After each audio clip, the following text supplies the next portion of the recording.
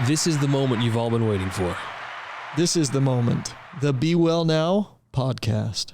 And today we're talking about why your hands get so dang crusty in the wintertime and how we can keep that skin moisturized even as it gets super dry.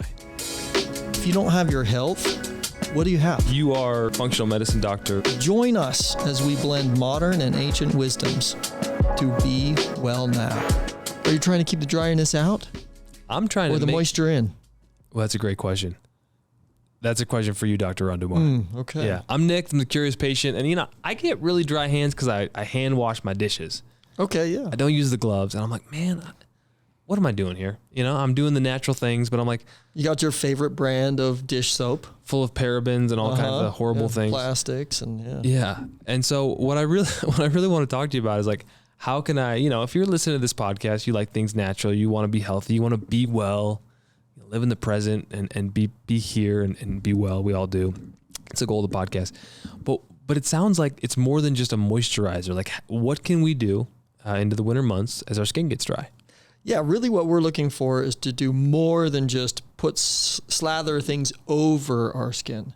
Oftentimes, moisturizers protect or provide like a layer over the skin so that you'll feel maybe more moist, almost like putting wax. Like there are even waxy-based moisturizers, and they will clog up the pores, literally, and prevent you down the road from properly moisturizing your skin. So really what we want to do is say, what is it that our body, what capacity within our body leads to more moist skin? And is there anything that I could possibly do topically, if that happens to occur from time to time as a result of the activities of the day, when I need to apply something topically as a lotion of some sort? Is there something that I could do? And we want to answer that for people. Yeah, we want to talk to you about what you can do in an emergency if your skin's cracking and bleeding. But what can I put in to the body first? How can I get preventative about this as we're not even into the heavy fall weather yet? What can I start doing now to think about giving my skin a chance? So what you want to be doing is putting in foods or consuming foods that have good moisture content. So you think about foods that seem to contain water. Obviously, watermelon, melons, most of your fruits are very significant in their contribution as far as the moisture goes. But also things like lettuce or cucumbers, right? Tomatoes, those also contribute to a significant amount of moisture or are going to provide hydration for your skin. We talked about hydration before, and some of the things that we discussed were with regards to mineralization. So part of hydration is not just water content or moisture, but also the minerals that go with it, which puts plants and fruits in the perfect spot to be able to provide that moisture for you. So would electrolytes work as well? Or is just idea hydration here? Hydration is one idea, yes. That's one. Your body has to be hydrated to provide moist skin. Otherwise, it'll dry, right? If you have a dry environment internally and you're not well balanced with the minerals, then your body's not going to provide proper mineralization to the skin. And then you're going to have problems with dryness or even eczema. It sounds too simple. Sometimes things in health don't work that simply. But if you have a dry internal environment, you will have issues with moisture on the outside. Okay, that makes sense to me. Another area that you want to keep really moist, and I'm going to draw this in because it's applicable in Chinese medicine, and my background in Chinese medicine, is the lung. Now, the lung meridian or the lung organ is actually interconnected. It governs the skin and the pores. Have you ever gone for a run? And what happens? Your heart rate goes up. You breathe heavier, and as you're doing more work with the lung and you're taking in more air, what happens to your pores? Your pores open and you sweat, right? So your lung organ, your lung meridian is connected and has a governing mechanism to the skin. So with regards to the lungs, it's important when we have skin issues or if we have allergies or things like that, we often will look to the lung and say, is the lung healthy? Or is there care that needs to be given to this organ? Because the lung's going to be governing the skin. And just a point here. so much focus is placed in that moisturization world on the face. But it happens to not be the only place in our body that we have skin, right? It's an important place to make sure we keep hydrated, but our entire body needs that. So when we approach moisturization, we need to think about it systemically. It's whole body. And our skin literally is an organ. It's the largest organ that we have. Okay? And it takes things in and excretes things. And so if we use a moisturizer that's going to clog up the pores and prevent us from excreting something, we're building major problems for ourselves. All right. So what else can we do? So another thing that you can do is you can, we mentioned nutrition, I guess you could say. We mentioned foods, herbs that would be super beneficial for you, just general moisture containing foods. What herbs? But also, so lung-based herbs, things that are going to help the lungs. One of those herbs is called renshen. It's ginseng. It will help with the lungs. Okay. There's another one called taoren, honghua. Those can be put together in these are like blood moving or invigorating herbs. And these can be put together in a formula to help benefit the lungs. We have a formula here in the office I call Bronco Heal. I put together and I studied and researched I wanted to create something for, say, bronchitis and the pneumonias, but something also that patients could take just generally, like a supplement 2 to 4 times a week. Not every day of their life, but just take it on occasion when they felt they needed a little bit more of a boost to protect their lungs. And that would be a grouping or a pairing of herbals that would be very good for supporting your lungs. Also, exercise. We kind of hinted towards that when we were talking about the lung organ. But if you exercise, you're going to generate the movement of fluid throughout the body. So you're hydrating systemically, right? You're moisturizing systemically when you exercise. And if you are sedentary, it's very easy to think about how, well, if I'm living a sedentary lifestyle, my blood might not be moving as well throughout my body, because literally in order to pump nutrients and blood throughout my body, it requires movement. We have a muscle in our calf area. It's called the soleus muscle. This in medical literature, even oftentimes it's referred to as a second heart. This muscle is called the second heart because it pumps the blood from the extremity in the leg all the way up and back to the heart. Okay, so we call it the second heart because it's that important. And how is it activated? Only by movement. Okay, so you have to walk, you have to move, you have to do, if you're not able to walk, you have to do some sort of movement. If you're dealing with a patient that's paraplegic or they can't move their limbs, then it would be a good idea for you to move them or to massage those calves. And that brings me up to another one. Did you have anything you wanted to say? No, I'm just going. I'm hearing you. So self-massage. Okay. Actually performing massage on yourself, your arms, your legs, your thighs, your calves. Okay, just performing self-massage, doing it maybe 5 to 10 minutes a day. Super beneficial. What that does is it increases blood flow and circulation. It lubricates the joints. Okay. And it also reduces your stress. So anyone that's had a massage, typically, typically you go in for a massage because you have tension in your muscles. Right. Tension builds up throughout your routine in your day, and you're holding that tension, which is stress, we say, but you're holding it in your muscles. And a good masseuse will go in and identify those areas that are tight and be able to release those with some good massage techniques. This doesn't have to be a complicated type of massage. Okay, you can even just massage fingers and hand and wrists and spend 5 minutes doing that. But if you can do even just brushing over your skin like this, the top and the bottom here, just from proximal to distal or from near the trunk or near the body to the extremities out towards the fingers on both sides, and do the same thing here all the way down to the legs, to the feet, and then over your scalp too. I don't know anybody that does not, I don't know anyone that hates a scalp massage. Do you know anyone that does? It's pretty nice. Yeah, scalp massages are pretty nice. And you have a lot of nerve endings and you have a lot of capillaries in and around your scalp. If you get a head injury, people often will say, oh my gosh, that's going to bleed a lot, right? Because we have so many capillaries, so many blood vessels in our scalp and our head. So massaging your scalp, massaging your neck, all of that will help improve the moisture, the delivery of nutrients, and the hydration in your skin. Smoking and alcohol consumption, I'm guessing, not good for... Yeah, so where does smoking impacts what organ? The lungs. And it impacts others, but especially the lungs. And the condition that we see, that we treat as Chinese medicine specialists, is dryness of the lungs. Smoking dries out the lungs.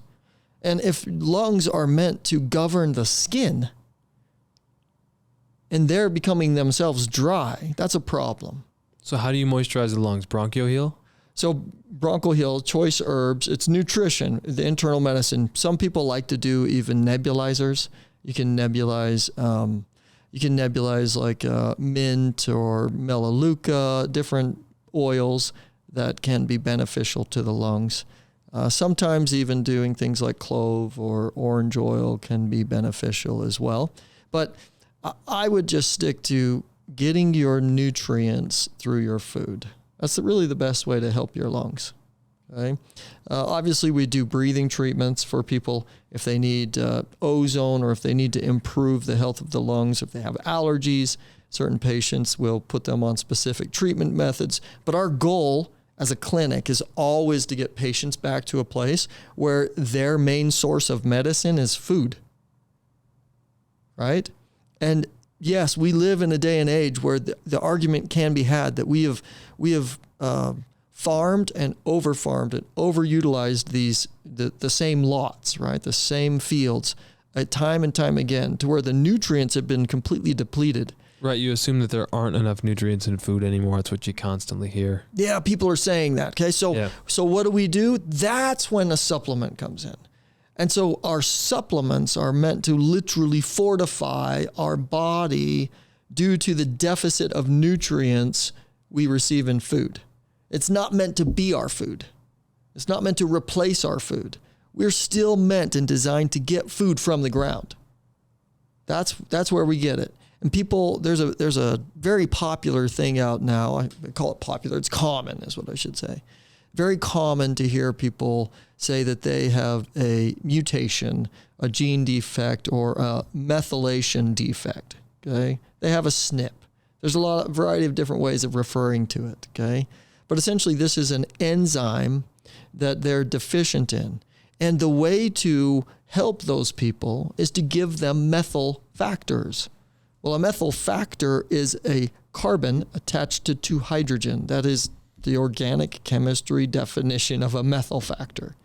That is the basic building block. So if you add another carbon to it, attach it to two hydrogen, another carbon attached to two hydrogen, that's the basic building block of everything that organically exists in nature. So what I mean by saying that is natural occurring food that you pick, pluck, that falls from a tree, that you pick out of a garden, that grows, that has roots, that plant has the methyl factors required for you to compensate for the fact that you're missing the enzyme, okay, in order to perform proper detoxification. So that was maybe a little bit of a stint or off to the side, a little tangent, but I think it's important to recognize that food is where we're meaning to and would want to get the majority of these things, or naturally occurring plants, or even through regular, commonly occurring activities that we can do, like exercise. Okay. Showering, and also, what else did you write down that I thought was really interesting? Water, lots of water makes sense, but sleep and showering. Yeah. So getting proper sleep is going to be good for hydration because and your skin. Absolutely. Yeah. Sorry. Thank you. For moisturization, to have proper moisture delivery to your skin. if you can get 6 to 8 hours a night, and if you can average that, that'll be super beneficial for your skin, partly because that's helping with the health of your kidney and your adrenals. And again, your kidney and your adrenals regulate moisture in the body. They regulate the water. Okay, if somebody's swelling or they have swelling in their feet or their thighs or their calves, we're looking at the health of the kidney and the adrenals. We're also looking at the function and utility of the lymphatic system, which is meant and designed to take some of that fluid that's building up and pump it up back towards the heart, or to get rid of it. And so it's the lymphatic system and it's the kidney and the adrenals that need to be focused on with regards to sleep. Okay. So if we get 6 to 8 hours of sleep, we feel rested, we feel less stress, we feel like we're less depressed, less anxious. We're able to take on the day. If not, our levels of stress rise significantly. So even just getting proper sleep will help with moisturization. And then showering. You mentioned not to take too hot of a shower. So you don't want it to be too hot, or if you are taking a hot shower, I would maybe finish it with lukewarm, or go more towards the cool side at the end of the shower. That's fine. But the reason for that is that taking a hot shower does open your pores. And when your pores are open, then you're releasing moisture. Okay. So if you're releasing moisture unintentionally, even though you're literally pouring water on yourself, your pores are open. And part of the problem is, depending on where you live and what your municipal water supply is like, okay, or if you're swimming and in a hot tub, all of these things make a significant difference. You might be in a salt type of a pool. Some people use instead of chlorine, they'll use balancing salt. Right, so you'll have a lot higher amounts of salt, and if you have more salt applied to the skin, it's going to be draining or drying, and because salt it pulls moisture. Okay, and so you're sitting in a hot tub in hot water, your pores are open, and now you have lots of salt exposed to your skin. Well, it's going to pull moisture out of your skin. Okay, also chlorine can do the same thing. The sodium chloride can do the same thing, which is salt itself, or chlorine on its own also has been known to kind of dry out the skin. A couple other things that I see here: limiting alcohol consumption. I don't know why, but of course that makes sense. That's a healthy way to live. And then drinking enough water. I mean, the basic foundations, I feel like, of here's what to do to be healthy apply to moisturization, which I never had heard that before. No one ever talks about that. It's always just hand lotion. Yeah. Yeah, you want a healthy physiology. You want a healthy body, a healthy metabolic state. And healthy metabolism is going to result in a healthy skin. Okay? So if I see someone with dry skin, does that mean that they're metabolically off? Physiologically dysfunctional. Really? Yeah, if they have eczema, right? There's an autoimmune of some sort. There is a dysfunction occurring in the body. It's an observation of nature. Let's put it that way. If you observe a forest fire, and you could say, "Oh, we're just going to let that burn," right? Well, once it gets big enough, maybe you're saying, "Okay, this is a little excessive. This is way more than normal."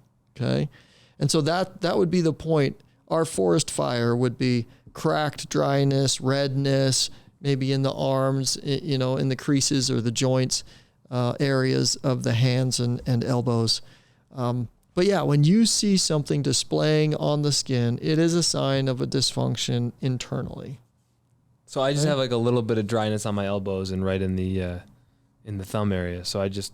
Yeah, so now you're bringing up the question of a potential callus as well. The question is, would my body, because the body does have a capacity to develop or reinforce itself in areas where there's high amounts of friction.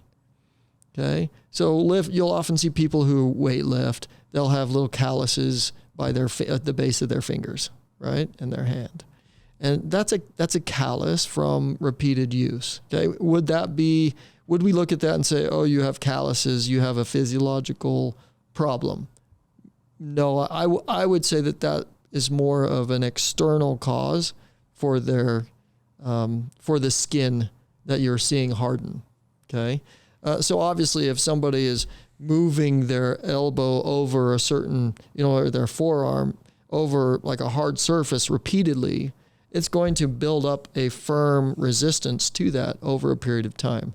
So is that a physiological problem? No, that's actually a physiological response to an external cue, right? The external environment is saying, hey, it's really rough. So the body says, okay, we have to reinforce ourselves there. But what I would do in those cases even is I would utilize more of a topical, because I did say there would be a topical type of oil or moisturizer that we would talk about. We teased it. We're delivering it. One of my favorite ones is olive oil. I think olive oil is I also think coconut oil is a fantastic topical oil for the body, for the pores, and for your skin disorders. So I like to use myself personally ozonated olive oil. So I ozonate the olive oil. When you get ozonides in there, you bubble ozone through, which is 3 oxygen molecules bound together. It's unstable. It's quite an unstable bond. But when you bubble it through oil, it actually becomes a lot more stable. And you can smell it in there as well. It's a very distinct smell. But what it allows for the oil to actually have more of a sanitizing capability. So you're not just getting the moisture from the olive oil itself, but the carbon molecules of the olive oil, which again, those carbon molecules and hydrogens are methyl factors. Okay. So you're getting that oil, and you're getting the ozonides, which are going to be antibacterial, antifungal, and antiparasitic and antiviral in nature. So I really like to use, anytime I'm going to use a moisturizer at all topically on my skin, that's what I use, is ozonated olive oil. But the average person can't ozonate their olive oil, can they? No, but they can buy some, or they you can buy ozonated olive oil. There are a number of my patients who do have ozonators, and they can ozonate olive oil. And if that's not the case, just olive oil is great, or coconut oil. Like I said, too. As a moisturizer. As a moisturizer, yep. I've heard of coconut oil, but never olive oil. Olive oil is my favorite. Wow. Yeah, that's my favorite. I'm going to have to try that. And make sure you get, again, when it comes to not all oils, and even not all olive oils are equal. So you want to make sure you're getting a good, high-quality olive oil. You want to get it organic, cold pressed, right? Look for all of the good ingredients, or not ingredients, all of the listed terms that suggest, okay, this had as little as possible processing to it as we could. And let's say someone's listening to this in the middle of wintertime and their hands are just really cracked. Yeah. They are just cracked in those same spots around the hands where you wash a lot with soap and hot water. And they're just like, I just need something right now. How do you work backwards with them? So first of all, we need to alleviate the issue. And I've learned in practice for a long time, the first thing you got to do is you got to help someone with their current issue, right? Not preach to them about, it's like, hey, eat more cucumber. You know why this happened? This happened because of all these years, right? And then you make them feel like, oh crap, there's nothing I can do about it. No, right. There is. There's a lot you can do about it. And the first thing to do about it is exactly what you're doing about it, or what you're attempting to do about it, is apply something topically, because it makes it feel better. But you have to make sure what you're applying topically is not making it worse in the end, right? You don't want to be clogging those pores. You don't want to be leading to... So what happens if you clog pores? I've never heard about this. I'm just putting hand lotion on. I'm clogging pores. I'm reducing my ability to do something. You're reducing your ability to actually excrete or eliminate toxins, or even like the skin is designed to do, to open and just release moisture when it needs to, right? So your body, also your temperature regulation in your body could be affected if it's not properly allowed to release that moisture, because then it would prevent its ability to really stabilize your temperature. And if that goes right, then there's a lot of problems that we can start see develop internally. So my skin's dry. your skin personally. I'm your patient, and you're not going to lecture me. You're going to tell me to do what I say to you is what we're going to do first is we're going to apply this olive oil, right? So we're going to do olive oil, ozonated olive oil topically, apply that when you can, maybe apply it each day for a little while, and we're going to be consuming these foods. If we think that or suspect that the reason that you have some of these things may be immune generated, which a lot of skin is immune type organ. It protects us. It's our first external immune organ is the skin. Okay. And the lung is an immune organ too. Okay. So we have to protect ourselves as best we can. So what we're going to do first is apply the olive oil, do it as repeatedly as we can or that we need to. And then we're going to protect the lungs, right? Moisten the lungs, and we're going to nourish the lungs as far as giving you nutrients and putting you on a diet that is going to support the lungs and the skin. And that's what we do. Now, we're not going to pull the olive oil away until we start seeing you're going to start feeling like you don't need to use it as much. Let's put it that way. And that's how you're going to start tapering off. You say, okay, start using this on occasion. And the reality is the application of olive oil to your skin is not a harmful thing. It's beneficial for your body in many ways. And you can apply it in conjunction with your massage that you're doing every day, right? So those are the things that I would tell a patient: nutrition, massage topically, and applying the olive oil in the interim. Oh, that was new. We cued the wrong song, or was it the right song? It sounds really thought-provoking. It's one of those like when you're meditating and the bells tell you to kind of be here now to wake up. Right. Just a signal to be where you are. Your feet in your shoes and your clothes on your back and the sounds around you. And thank you for listening to this. And hopefully, you can be well now and have some good skin. What do you think about that, Dr. I think Dummar? that's great. Yep. Oh, there's that song again. Don't chemically moisturize. Moisturize with naturally occurring substances so that your body receives it and understands it. Yes, thank you. Thank you. I'll be here all week. All right, everybody. I couldn't cue up the right song, and maybe that's the moment where we just say, Namaste. Namaste.